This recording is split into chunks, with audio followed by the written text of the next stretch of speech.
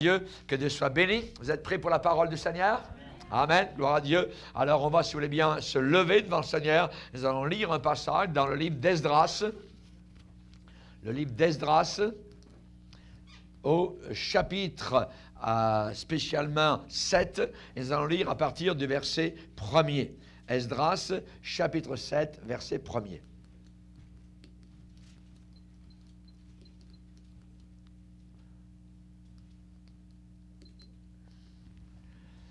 Après ces choses, sous le règne d'Artaxerxès, roi de Perse, vint Esdras, fils de Seraïa, fils d'Azaria, fils de Hilkija, fils de Shallum, fils de Tsadok, fils d'Achitoub, fils d'Amara, fils d'Azaria, fils de Merajot, fils de Serakja, fils d'Ouzi, fils de Bouki, fils d'Abouchoua, fils de Finès, fils d'Éléazar, fils d'Aaron, le souverain sacrificateur, donc le frère de Moïse. Donc cet homme descend directement de la lignée de Moïse. Cet Esdras vint de Babylone. C'était un scribe versé dans la loi de Moïse donnée par l'Éternel, le Dieu d'Israël. Et comme la main de l'Éternel, son Dieu, était sur lui, le roi lui accorda tout ce qu'il avait demandé. Plusieurs des enfants d'Israël, des sacrificateurs et des Lévites, des chantres, des portiers et des Nétiniens vinrent aussi à Jérusalem la 7e année du roi Artaxerxès. Esdras arriva à Jérusalem au 5e mois de la 7e année du roi. Il était parti de Babylone le 1er jour du 1er mois. Et il arriva à Jérusalem le 1er jour du 5e mois, la bonne main de son Dieu étant sur lui. Car Esdras avait appliqué son cœur à étudier et à mettre en pratique la loi de l'Éternel et à enseigner au milieu d'Israël les lois et les ordonnances. Amen. Seigneur, nous te bénissons, Seigneur, en ce premier culte de l'année, Seigneur. Nous venons devant toi. Et nous voulons nous rappeler que dans la Bible, certaines choses se sont passées lors des premiers jours des premiers mois d'Israël. Nous voulons, Seigneur Jésus, nous considérer comme privilégiés d'avoir encore, Seigneur, devant nous toute une année vierge, une année propre, une année, Seigneur, que nous ferons ce qu'elle sera, qui sera enregistrée dans la gloire, comme celle qui vient de passer maintenant a été enregistrée dans les livres éternels. Nous te demandons que nous puissions, Seigneur, encore, en ce début d'année, prendre certaines résolutions, certaines décisions, certaines déterminations, Seigneur, pour te servir de mieux en mieux, pour nous approcher plus près de toi, que nous puissions chanter de tout notre cœur, plus près de toi, mon Dieu, durant cette nouvelle année. Nous te le demandons, Père, dans le nom puissant, dans le nom merveilleux de ton Fils, Jésus. Amen. Et tout le peuple dit Amen. Amen. Gloire à Dieu. Vous pouvez vous asseoir. Alléluia, frères et sœurs. Le titre du message s'intitule « Le premier jour du premier mois ». Le premier jour du premier mois.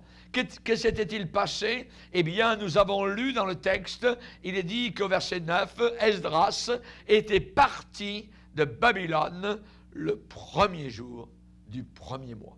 Pourquoi ce premier jour du premier mois? Parce qu'il y a un passage entre les années.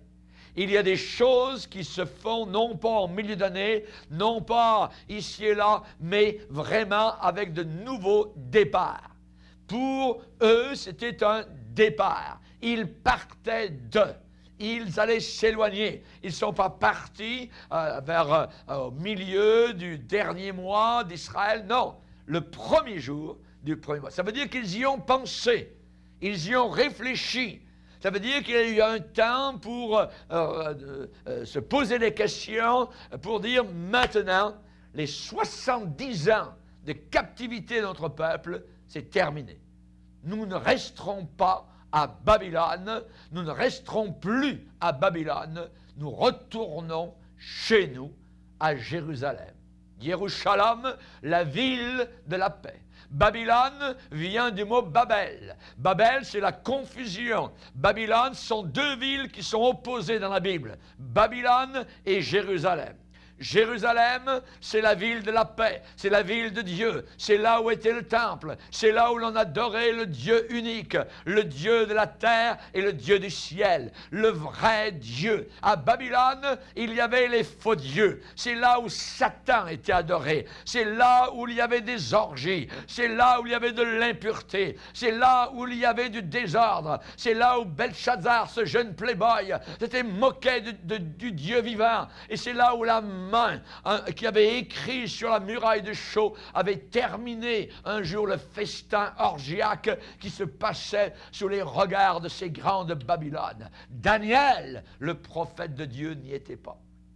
Voilà qu'arrive l'époque, le premier jour du premier mois, Esdras et ses amis ont décidé en foule de quitter Babylone et de retourner à Jérusalem. Nous sommes, nous, en début d'année. Premier mois, premier culte. Que va-t-il se passer? Durant l'année, nous ne le savons pas. Mais c'est à nous, ce matin, de décider quelle sorte de vie nous allons vivre personnellement. Nous ne pouvons pas influencer le monde, les politiques de ce monde. Mais nous pouvons vivre pour Christ d'une manière encore plus efficace, d'une manière plus, je dirais, plus proche de lui et de sa présence. On voit que l'apôtre Paul prenait des résolutions. Par exemple, lorsqu'il a écrit à Timothée, il a dit « Pour toi, tu as suivi de près mes résolutions ». Ça veut dire qu'il en prenait. Il était résolu. Il y avait des choses que Paul avait dans son cœur et il appelle cela des résolutions. Lorsque dans le livre de Job, on parle de cela, eh bien, il est écrit un passage merveilleux dans ce livre de Job où il est dit « Attache-toi donc à Dieu et tu auras la paix ». Attacher, ça veut dire s'attacher. Ce n'est pas des liens lousses, c'est serré. Vous voyez? Attache-toi donc à Dieu. Tu auras la paix, tu jouiras ainsi du bonheur. Reçois de sa bouche instruction, mets dans ton cœur ses paroles, tu seras rétabli si tu reviens au Tout-Puissant. Et ensuite il est dit, tu le prieras et il t'exaucera et tu accompliras tes vœux et à tes résolutions répondra le succès. À tes résolutions répondra le succès. Ça veut dire que si nous prenons des résolutions bonnes, le succès sera là. À nous, évidemment, de nous attacher au Seigneur. La Bible dit dans le livre des Proverbes, spécialement par rapport à ses désirs, à ses souhaits, à ses résolutions accomplies, il est dit un espoir différé, ça veut dire qu'il n'arrive pas, rend le cœur malade. Mais un désir accompli, un désir réalisé, une résolution tenue, voyez, est un arbre de vie. C'est un arbre de vie. Et un peu plus loin, dans Proverbe 13 encore, verset 19, un désir accompli est doux à l'âme. C'est doux à votre âme. Mais s'éloigner du mal fait horreur aux insensés. Oui. Pour nous, un désir accompli est doux à l'âme. Nous devons suivre le sillage de l'homme de Dieu par excellence appelé Jésus-Christ. Et la Bible déclare qu'un jour, il a pris la résolution d'aller à Jérusalem.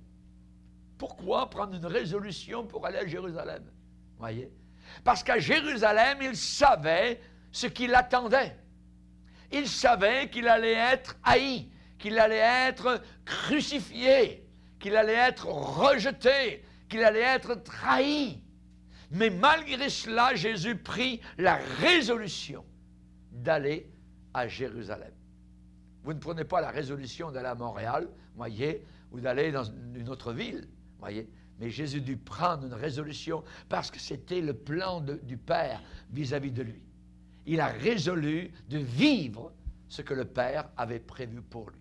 Il aurait pu regimber, mais rappelez-vous, il a dit, non pas ma volonté, mais que la tienne s'accomplisse. Il prit la résolution. Et cette année, prenons la résolution de porter notre croix. Prenons la résolution, s'il le faut, d'être haïs, d'être rejetés, de vivre dans la solitude, parce que nous avons un espoir qui ne sera pas différé là-haut, dans la gloire. Alléluia. Amen.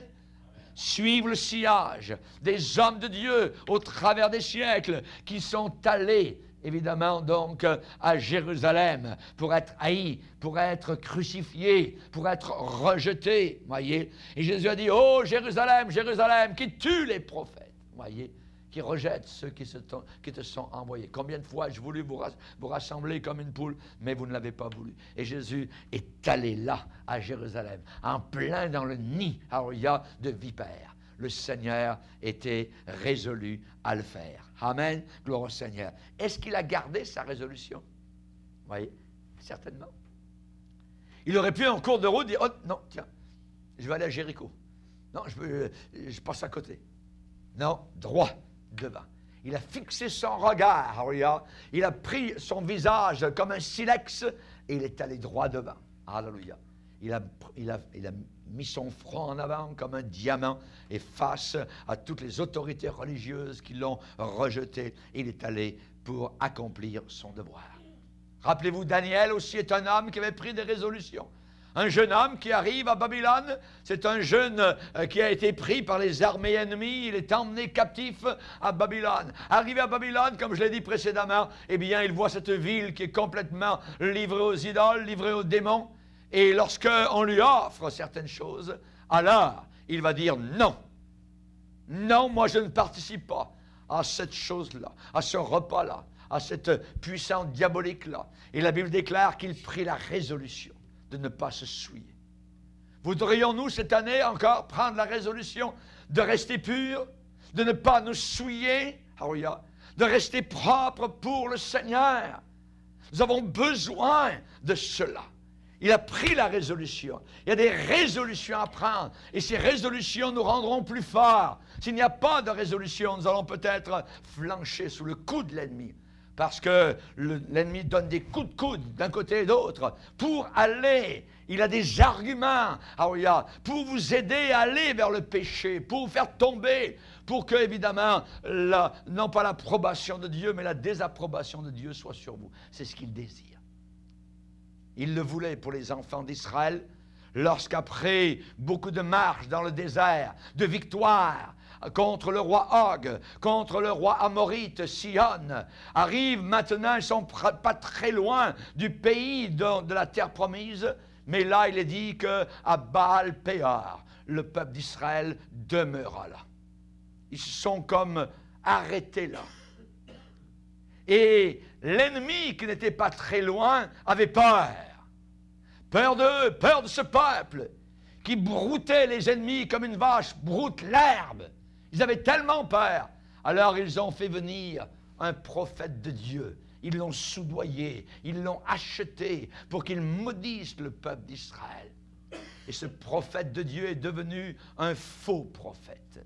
Et ce faux prophète a donné un conseil aux ennemis du peuple d'Israël. Si vous voulez vaincre le peuple d'Israël, simplement amenez vos plus belles femmes. Qu'elles invitent le peuple d'Israël à leur fête pour festoyer à leur temple païen. Et il est dit que les enfants d'Israël, qui étaient habitués au combat rude du désert, qui étaient habitués à la vie rude, ont voulu prendre un peu d'aise, un peu se reposer. Ils sont demeurés à Sittim. Ils ont campé là, à Baal-Péor. C'est le même lieu. Et la Bible dit que ça a été terrible. Les enfants d'Israël ont commencé à danser, les femmes sont dévêtues, ont invité les enfants d'Israël, les jeunes hommes dans leur tente. Ça a été abominable. Jusqu'au moment où Finès, le fils d'Éléazar, fils d'Aaron, a pris une épée et est entré dans une tente. Et là, il a percé par le bas-ventre la femme et l'homme en train de commettre une orgie dans le camp d'Israël. Et la plaie de Dieu s'est arrêtée.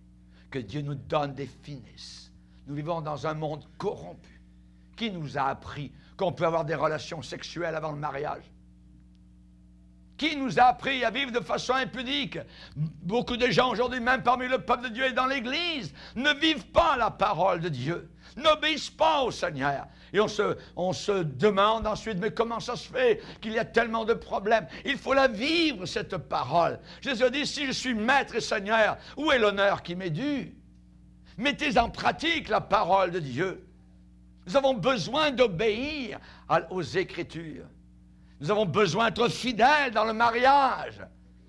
Combien de femmes ou d'hommes aujourd'hui regardent les autres femmes ou les autres hommes? Ça ne devrait jamais arriver, une chose semblable. Nous avons besoin de rester fidèles à nos épouses, de rester fidèles. La Bible dit, Marie, aimez vos femmes. C'est un commandement de Dieu. Et que les femmes restent fidèles à leur mari. Nous avons besoin de cela. Les problèmes de l'Église, c'est que l'Église vit comme le monde. Et nous avons besoin de cette séparation. Nous allons le voir, ce qui est arrivé à Esdras. Ce qui est arrivé à Esdras. L'homme de Dieu s'est mis en marche. Premier jour du premier mois. Premier jour du premier mois. Pour participer activement à un mouvement de réveil spirituel. Est-ce qu'il peut y avoir un réveil dans le Québec? Est-ce que Dieu peut réveiller les Québécois? Est-ce que Dieu peut réveiller l'Église du Québec? La Bible dit que ta main soit sur l'homme de ta droite, sur le Fils de l'homme que tu t'es choisi. Et il y avait un homme à cette époque-là. Pas besoin de beaucoup d'hommes pour que Dieu agisse. Dieu dit, si je trouve un homme, je pardonne à tout le pays. Un homme fidèle. Mais la Bible dit, un homme fidèle, qui le trouvera?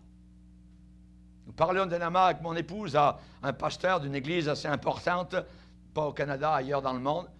Il me disait, mon église est assez importante, mais c'est tellement difficile de trouver au milieu de toute cette foule quelqu'un de vraiment fidèle. De vraiment fidèle, de vraiment consacré au Seigneur. Esdras fut cet homme à cette époque-là.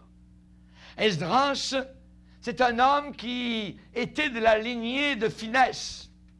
Celui qui a pris l'épée, qui a percé la femme. Cosbi, qui veut dire menteur. Cette femme était des menteuses. Toutes ces femmes qui ont séduit, c'était toutes des menteuses. Oh, je t'aime, chérie, tout ça, c'est merveilleux. C'est faux! C'était la mort de cet homme en Israël. Zimri a été tué. Zimri veut dire chant de l'Éternel. Chant de l'Éternel sous la tente de la corruption, sous la tente de l'infidélité, sous la tente de la convoitise.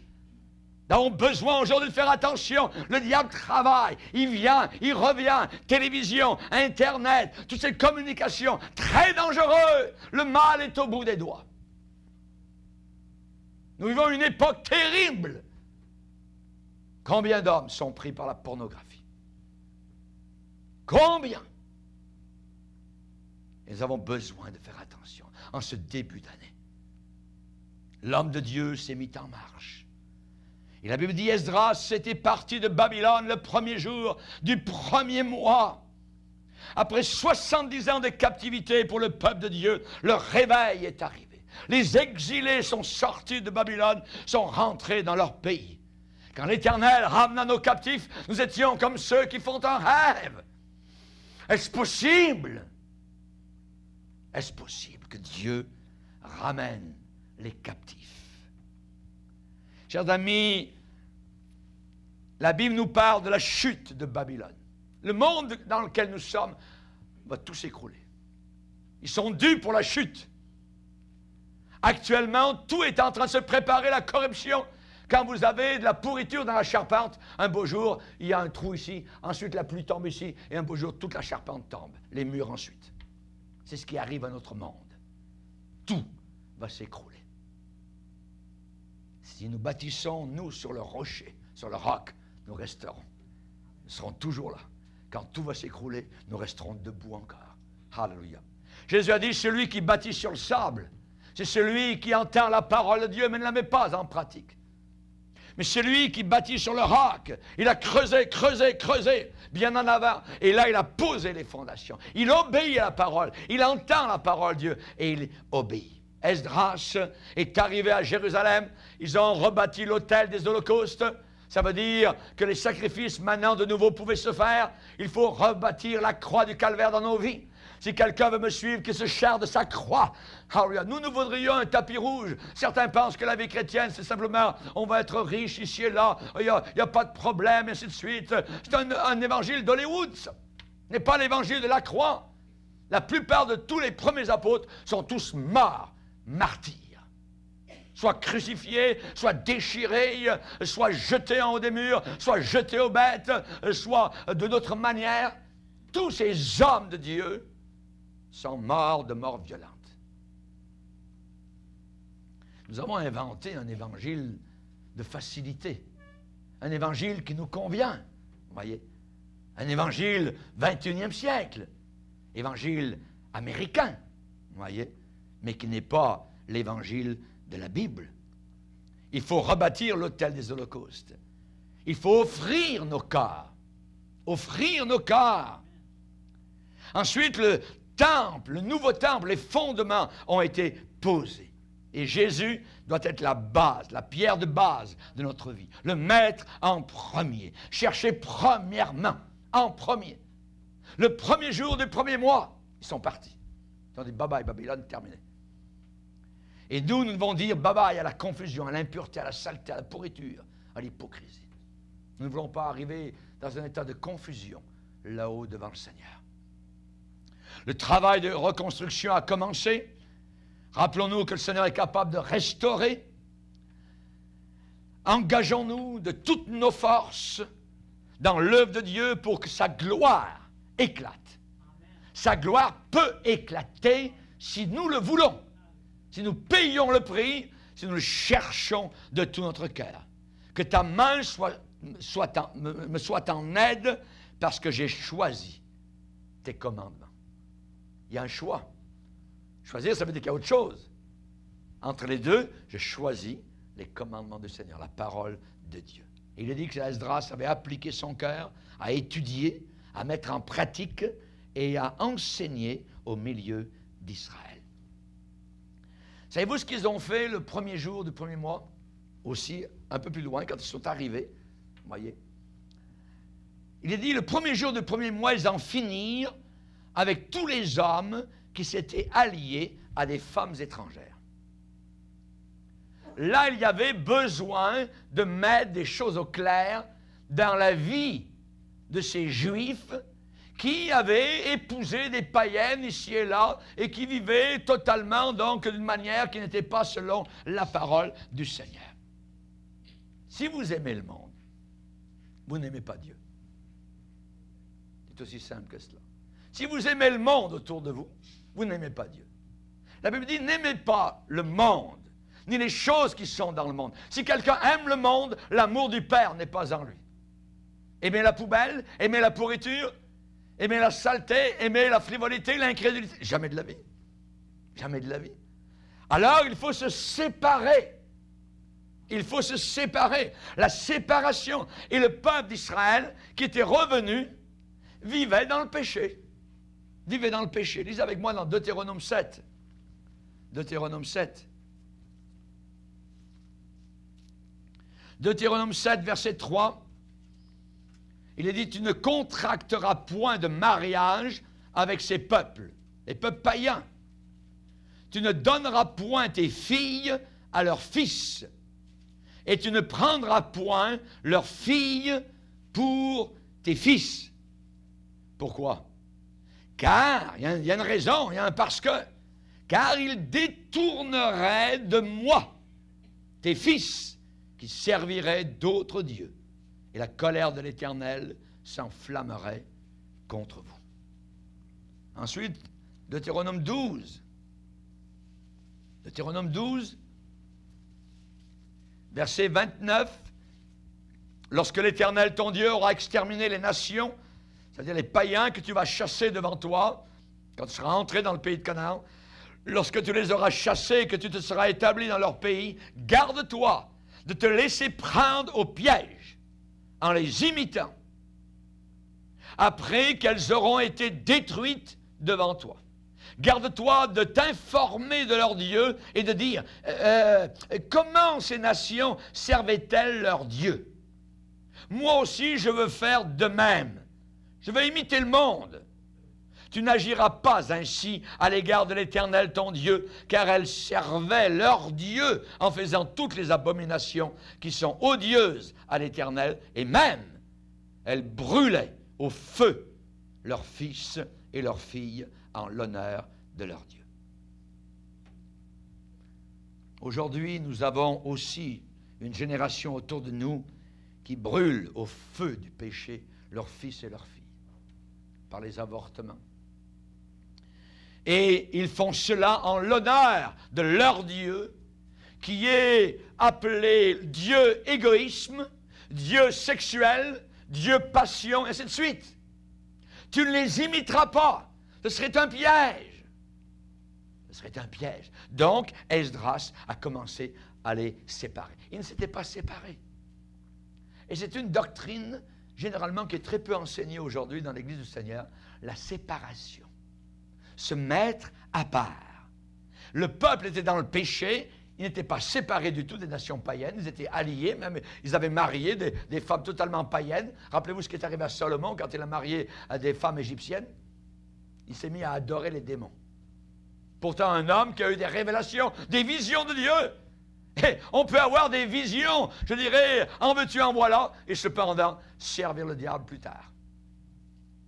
Ce n'est pas les visions qui nous gardent, c'est la parole de Dieu et la résolution de suivre le Seigneur jusqu'à la fin. Il faudra peut-être brûler notre charrue. Élisée l'a fait. Il a offert un bœuf au Seigneur et avec sa charrue, il est en train de labourer. Ça a été le bois pour offrir. Ensuite, il a suivi le Seigneur. La Bible dit « sortez du milieu d'eux ». Ça veut dire qu'il faut sortir quelque part. Sortez du milieu d'eux. Séparez-vous. Ce n'est pas le Seigneur qui nous séparera. C'est à nous. La part de Dieu, il l'a fait. À nous aussi de faire notre part. Séparez-vous, dit le Seigneur. Et je vous accueillerai. Je vous accueillerai. Voulez-vous l'accueil du Seigneur? C'est merveilleux. Je préfère être accueilli par le Seigneur que d'être accueilli par le diable. Alléluia. L'impulsion du Saint-Esprit du temps d'Esdras, eh bien, c'était qu'il y a eu un mouvement de mise en ordre. De mise en ordre parmi le peuple de Dieu, séparation d'avec le mal. Et ce jour de l'an, ça c'est dans Esdras 10, 17, le premier jour du premier mois, ils en finirent avec tous les hommes qui s'étaient alliés à des femmes étrangères, des païennes. Donc le jour de l'an, tout était réglé et Dieu était satisfait. À qui Dieu donne-t-il son Saint-Esprit? À ceux qui lui obéissent. À ceux qui lui obéissent. Alléluia. Et nous, en ce début d'année, par quoi voulons-nous marquer ce début d'année? Par quoi voulons-nous marquer fermement ce début d'année? Il est possible que ce soit la dernière que nous vivions sur la terre. Alors c'est le temps de préparer les bagages. C'est le temps d'avoir un esprit de voyageur. Ne vous arrêtez pas sur ce monde. C'est le temps d'arriver au bord du quai. Le train va passer. Un train de feu, qui va nous emmener dans la gloire éternelle. Prépare-toi, Église du Seigneur, à l'enlèvement. Jésus revient. Attention aussi aux mauvaises associations. La Bible dit, ne vous y trompez pas, ne faites pas d'erreur. Les mauvaises compagnies corrompent les bonnes mœurs. Que de chrétiens se collent à des pommes qui sont véreuses. Ils sont sains d'esprit, de cœur, et soudain, pof, on commence à voir une tache. Une tache, la tache grandit, et un beau jour, pouf, ils sont projetés à la poubelle de ce monde. Attention, mauvaise association. Ne vous y trompez pas. Quand les enfants d'Israël ont été invités par les filles païennes à Baal-Péor, ils sont allés aux invitations. Si vous allez à leurs invitations dans le monde, faites bien attention. Ah mais vous savez, en affaires, dans le business, tout ça, il faut que je voyage avec une femme du bureau, tout ça. Non! Faites bien attention. Vous n'êtes pas plus fort que le diable. le diable est plus fort que vous. Si Jésus-Christ est dans votre vie, vous remplit du Saint-Esprit, alors vous direz, non, je préfère y aller tout seul. Attention à ce qui est véhiculé autour de vous. Nous devons être à part, il y a des priorités à prendre. Il y a des choix à faire. C'est notre âme éternelle qui est en compte. Deux jeunes gens qui ne sont pas mariés ne devraient jamais se trouver tout seuls dans un lieu, dans une chambre. Jamais! Vous n'êtes pas assez fort. C'est bon de le redire dans l'Église de Dieu. Nous avons besoin de vivre une vie pure, nous garder jusqu'au mariage. Propre. Ne vous y trompez pas. Les mauvaises compagnies corrompent les bonnes mœurs. Combien nous avons vu des jeunes gens arriver à l'école du dimanche, les parents étaient là, ainsi de suite, et un beau jour, une jeune fille arrive avec un jeune homme dans l'église, et le jeune homme, tout ça, semble suivre les réunions. C'est pas ça, il vient pour la fille. Et un beau jour, il emmène la fille dans la jeune supposément chrétienne dans sa chambre. Elle est enceinte, il y a un bébé. Ce n'est pas la volonté du Seigneur. C'est l'impureté. Ça, c'est le paganisme. Les filles de Moab invitèrent les fils d'Israël. Ça a été une orgie. Il y a eu des milliers de morts. Il a fallu un homme, finesse, qui se lève, qui faisait partie de la lignée de Tsadok, lignée juste, qui a arrêté la plaie. Ne vous y trompez pas. Ne faites pas d'erreur. Faites pas d'erreur. L'Évangile ne change pas. L'Évangile reste le même. C'est le livre qui a été tenu dans les mains de prédicateurs qui ont vécu il y a 400 ans. C'est le même livre. Il y a 600 ans, il y a 1800 ans.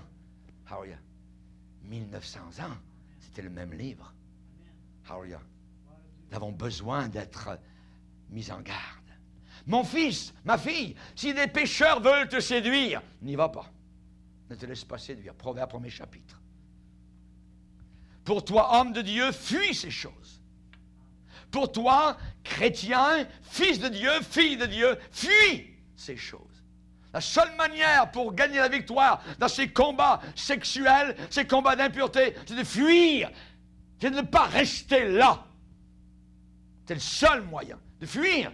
Joseph a fui la femme de Potiphar. C'est le seul moyen. C'est la seule réussite. Ne restez pas là. Je suis déterminé, j'ai fait mon choix, je servirai mon Sauveur, j'irai là où il me conduira, je mangerai de sa pâture, je suis déterminé, j'ai fait mon choix, je servirai mon Sauveur. Dieu lui-même veut être avec nous. Il est Emmanuel, il veut être avec nous. Il veut prendre soin de notre vie, mais il ne veut pas que le Saint-Esprit s'en aille. Le Saint-Esprit est parti de David quand il a commencé à convoiter la femme, Bathsheba. Il est obligé de prier avec pleurs et remords en disant, oh Dieu, redonne-moi ton Saint-Esprit. Ne me retire pas ton Saint-Esprit. Et le même esprit était parti de Samson lorsqu'il a commencé à jouer dans la mare de l'impureté. N'oublions pas que du commencement à la fin de l'année, Dieu regarde. Dieu voit. Que s'est-il passé aussi dans la Bible? Il y a eu la purification à une époque de la maison de Dieu, du temps du roi Ézéchias. Dans 2 Chroniques 29, 17, il est dit, « Ils commencèrent ces purifications le premier jour du premier mois. » Sondons nos cœurs, frères et sœurs. Je sonde le mien aussi. Il faut être rigide avec nous-mêmes. Il ne faut pas être lousse avec nous-mêmes. Ils commencèrent. Ça veut dire, il y a un moment donné où je dois... Où est-ce que j'en suis, Seigneur? Est-ce que je suis en train de me laisser aller? Est-ce que je suis en train de suivre le courant de ce monde? Est-ce que je deviens un religieux qui peut-être sera vomi de ta bouche un jour? Est-ce que je suis tiède? Est-ce que je m'en viens tiède? Est-ce que je m'en viens plus chaud, plus bouillant? Où en suis-je? Où en suis-je, Seigneur? Il est dit que du temps d'Ézéchias, ils sortirent toutes les impuretés trouvées dans le temple. Rappelons-nous ce lépreux qui est venu un jour vers Jésus. Seigneur, s'il te plaît, tu peux me rendre pur. Il ne savait pas si le Seigneur le voulait, mais il a dit, tu peux. Il croyait dans sa puissance. Et Jésus lui a dit, je le veux. Je le veux. Dieu veut que nous soyons une église pure, propre, doctrinalement, sainement dans nos pensées, les uns avec les autres, Alléluia, vivre dans la pureté. Alléluia, gloire au Seigneur. Se peut-il qu'il y ait des impuretés au milieu même de la maison du Seigneur? Hélas, hélas. Il est dit dans la Bible, dans 1 Pierre, au premier chapitre, comme des enfants obéissants, ne vous conformez pas aux convoitises que vous aviez autrefois, quand vous étiez dans l'ignorance. Elles peuvent revenir, ces convoitises-là, facilement. Décidons, en début d'année, d'un vrai changement, d'un réel progrès, d'une marche puissante vers le règne de Dieu. Alléluia. La petite pierre va arriver, elle va frapper la statue, alléluia, et tous les royaumes de la terre vont être anéantis, et cette pierre va devenir un immense royaume éternel. Alléluia, dans lequel nous voulons être des participants. Merci Seigneur. Est-ce que nous reposons sur notre lit, L.I.E., ou est-ce que le Seigneur veut nous transvaser? Nous transvaser. Nous avons besoin, ce début d'année, d'être transvasés. Ne pas reposer sur notre lit. Il est parlé dans Jérémie spécialement d'une expérience assez particulière. On peut la lire dans Jérémie 48, où il est dit au verset 11, Moab. On nous parle de Moab. Jérémie 48, verset 11, Moab était tranquille depuis sa jeunesse. Il reposait sur sa lit. Ça veut dire sur sa saleté, sur sa pourriture. Il était habitué à sa lie. Il n'était pas vidé d'un vase dans un autre. Il n'allait pas en captivité. Aussi son goût lui est resté et son odeur ne s'est pas changée. Est-ce que vous aimeriez que votre goût change cette année? Amen! Oui! Alléluia! Fini, on a terminé, on a fermé les livres de l'année passée. Maintenant, c'est une nouvelle année qui est devant nous. Et nous désirons, évidemment, changer de goût, changer notre odeur. Que l'odeur soit l'odeur de Christ. Alléluia. Merci Seigneur, dans notre vie personnelle. Levons-nous, je dirais, ensemble, spirituellement parlant, pour accomplir cela. Pourquoi? Parce que ton peuple est plein d'ardeur, plein de zèle. Quand cela? Quand tu rassembles ton armée, quand tu rassembles tes enfants, quand tu nous donnes une même pensée, quand nous sommes unis par le Saint-Esprit. Et un dernier exemple dans la parole de Dieu, le premier jour du premier mois, c'est Ézéchiel. Ézéchiel, chapitre 29, verset 17, il est dit la 27e année, le premier jour du premier mois, la parole de l'Éternel me fut adressée. C'est un événement quand Dieu nous parle. Quand Dieu nous parle, c'est un événement que vous n'oubliez pas. Et nous devrions venir à l'Assemblée avec un tel esprit. Dieu va me parler. Ce matin, je veux entendre la voix du Saint-Esprit. Et il est dit ici que pour Ézéchiel, chapitre 29, verset 17, le premier jour du premier mois, la parole de l'Éternel me fut adressée. Ce jour-là, il a eu part à la vie de l'Esprit. Nous avons part à la vie de l'Esprit quand Dieu nous parle. Si Dieu ne parle pas, nous sommes une coquille vide. Et s'il nous parle et que nous n'obéissons pas, c'est encore une coquille vide. Rappelez-vous Hérode, qui était rongé par les vers. Il aimait entendre la parole de Dieu de la part de Jean-Baptiste. Mais il n'obéissait jamais. Il était rongé par les vers. Ayons soif de la vie de l'Esprit. Alléluia. Dieu nous parle en chemin. Il a parlé avec les disciples d'Emmaüs qui étaient découragés. Et ensuite, ils ont dit, notre cœur brûlait pendant qu'il nous parlait en chemin. En chemin. Nous sommes en chemin. Nous cheminons. Alléluia. Ne nous arrêtons pas dans les plaines de Moab. Ne nous arrêtons pas auprès des filles de Moab. Alléluia. Nous ne voulons pas rester là, être comme, je dirais, inoptisés. Alléluia. Il faut que nous puissions vaincre ces puissances diaboliques qui travaillent jour et nuit maintenant autour de la planète Terre parce que le diable sait que son temps est court. Baissons nos têtes et prions le Seigneur. Seigneur, nous désirons cette année une année de progrès dans la vie de l'Esprit. Nous voulons encore, Seigneur, être baptisés dans le puissant Saint-Esprit. Nous voulons, Seigneur, entrer dans la manifestation des dons spirituels. Nous te le demandons, Seigneur. Tu le veux. Nous voulons, Seigneur, pour être bénis, offrir ce qui te revient. Notre cœur, notre esprit, notre argent, notre temps, Nous savons que nous vivons des temps difficiles. Tu l'as dit, Seigneur, ta parole, que ces temps seraient difficiles. Mais tu as dit aussi en même temps que le Saint-Esprit serait répandu au travers de toute la planète dans ces derniers jours. Seigneur, nous n'allons pas oublier que ce que tu nous as dit, Seigneur, eh bien, nous voulons le réaliser si nous accomplissons des résolutions, des vœux. Tu as dit, quand tu fais un vœu à l'Éternel, ne tarde pas de le réaliser, parce que Dieu n'aime pas les insensés. Accomplis, réalise la résolution, le vœu, la décision que tu as fait. Seigneur, nous sommes devant toi ce matin, tu sondes nos cœurs, tu plonges dans l'abîme de nos cœurs que toi seul es capable de connaître. Tu nous as dit, Seigneur, que le temps était proche. Tu nous l'as dit, redit combien de fois. Tu nous as avertis. Et dans la dernière page de ton livre merveilleux, tu nous as dit que celui qui est injuste soit encore injuste, que celui qui est sale se salisse encore, et que le juste pratique encore la justice, et que celui qui est saint se sanctifie encore plus. Seigneur, nous savons que les hommes méchants et imposteurs avanceront toujours plus dans le mal durant cette année. Mais nous, Seigneur, tes enfants, nous voulons garder ta parole. Nous voulons nous sanctifier, nous purifier. Notre corps, notre cœur, nos pensées, notre esprit. Nous n'avons qu'une seule et unique vie que tu nous as prêtée et qui bientôt nous sera redemandée. Si vite passée, une vie, une seule. Aide-nous à bien compter nos jours et nos années. Aide-nous, Seigneur, comme Esdras l'a fait, à partir de Babylone, à sortir de Babylone, à nous diriger vers la nouvelle Jérusalem.